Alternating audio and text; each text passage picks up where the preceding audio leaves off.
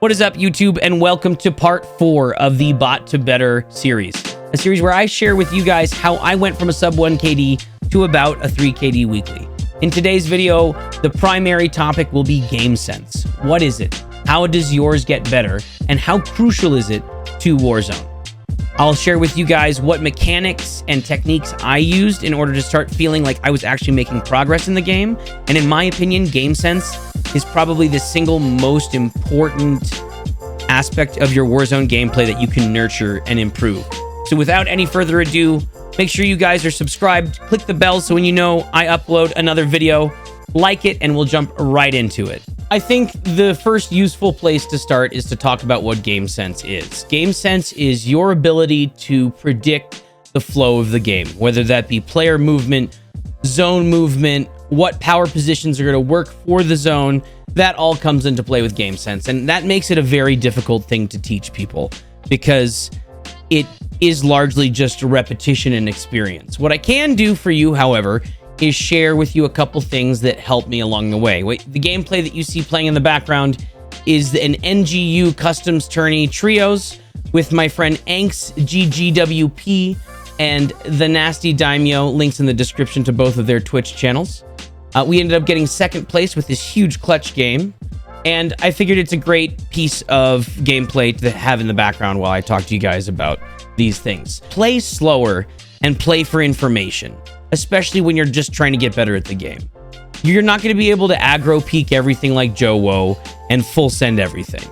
You need to first learn where players are going to be on the map, how they're going to push you, and in what way they're going to push you. And the more experience you get with that, then you can use that basis of experience to start aggressing upon them. And the next point is aggressive gameplay doesn't mean fast gameplay. A phrase that I'm stealing, I think, from some action movie is slow is smooth, smooth is fast. Don't rush into a situation without information. It could very likely lead to the death of you or your squad in game. Have a plan. I can't tell you how many times I spectate teams after getting killed in Warzone, and I just see players running around like chickens with their heads cut off. And it doesn't matter if it's big plan for the whole zone or small plan for the current situation. You need to have a plan, whether it is in a fight or in the zone like we just spoke about. You've got to have a goal.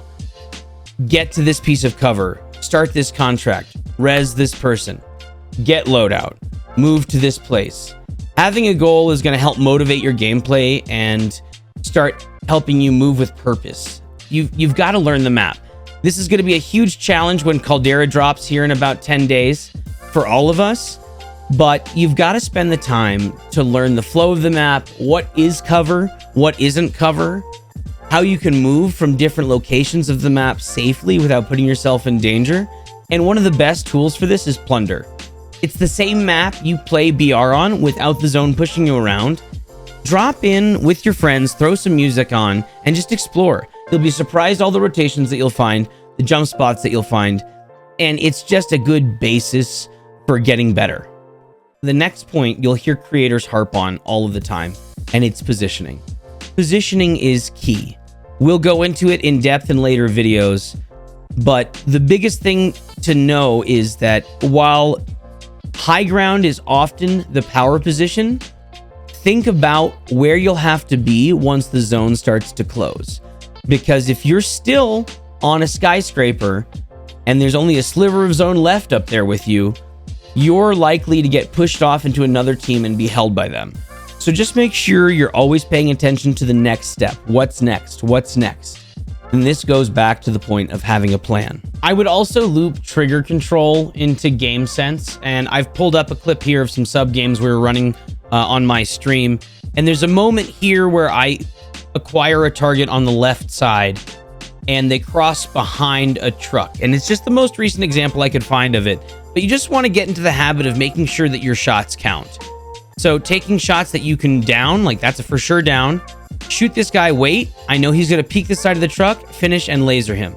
I'm not wasting any shots, and I'm making sure that all of my shots count. Because in Warzone with this short TTK, you've got to make sure any time exposed, is worth it. And in this case, it was worth 2 downs, and I'm able to go and res my teammates and wipe the team. Trigger control would also, for me, get lumped into when you're sniping and you have teammates out in the open.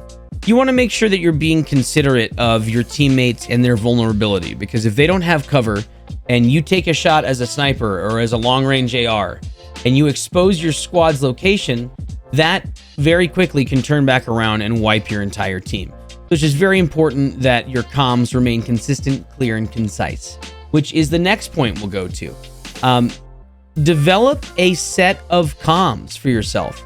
We have a very short and succinct set of comms for our team. It's usually indicating how many floors the building has and the color of it. Triple white, big red, big green, big blue. Very obvious. Makes it short, sweet, and to the point. Now that we've laid a groundwork for what game sense is, we'll start talking about some of the mechanics available in Warzone to heighten your game sense. We'll be talking about the minimap and UAVs. We'll be talking about your damage indicator, the compass in UAVs, and everyone's favorite baby monitor, or the heartbeat. So this is a clip of me playing in pubs with my friends. I'm dropping in, and this is going to touch on our first point here, which is the damage indicator, which is one of the most useful things in Warzone. We'll pause it as soon as I get hit here. What it does is it tells you where you've been hit and lets you spin on that point. Boom. I've been hit right here. This is like back right of me. And you'll see here in a moment, I'm going to swing my mouse, or if you're on controller, swing your right analog stick around so that this red indicator is at the top of my screen. And you can see me center on it here. What this allows me to do is this gets me the jump. I now know within a very narrow angle of view where my target's going to be. Now, if I direct my attention to the minimap here, on the minimap, I'm guessing that this person is going to be playing some form of cover. I see 2 tiny barriers as well as a building. Now, when I peek, I have that info. Let's let the clip continue. ADS, find my target, damage indicator again, and I center on it again. Here's the target on the roof, this little ghost faced here. So this damage indicator is invaluable for getting information. On the minimap, you can see here there's a red ping, and there's a little red arrow that I hope comes through the YouTube compression. This red arrow indicates that that player is above me, and it's very clear to see here that this player is on the roof of this building above me. Now, there is one last piece of information on the screen that a lot of people don't consider, and that is the compass here. I can use this compass to center directly on where the person is. The only info I don't have is their verticality, which can be found on the minimap. So between the compass, the damage indicator, and the minimap, you should have a pretty good guesstimate of where the enemy is shooting you from. And this is the information that we'll use to start teaching you another core concept of getting better, and probably one of the most important mechanical concepts, which is centering. Let's talk really quick about everybody's favorite friend, the baby monitor, or the heartbeat sensor. While it's a useful tool to let you know when a player's close to you, especially unghosted, I feel that as soon as I stopped playing the heartbeat sensor and started playing snapshots or stuns or flashes or any other tactical, it helped me use all of my other senses to learn about a player's location on the map. And a lot of times, those can be more valuable. Audio cues, environmental cues like glass doors and looting. Those are always going to be there. Because of Ghost, your heartbeat might not always work. So while it is a very strong tool, maybe try something else and challenge yourself, and I think you'll reap the benefits. Guys, we are recording these intros, outros live right now on twitch.tv/art_is_war.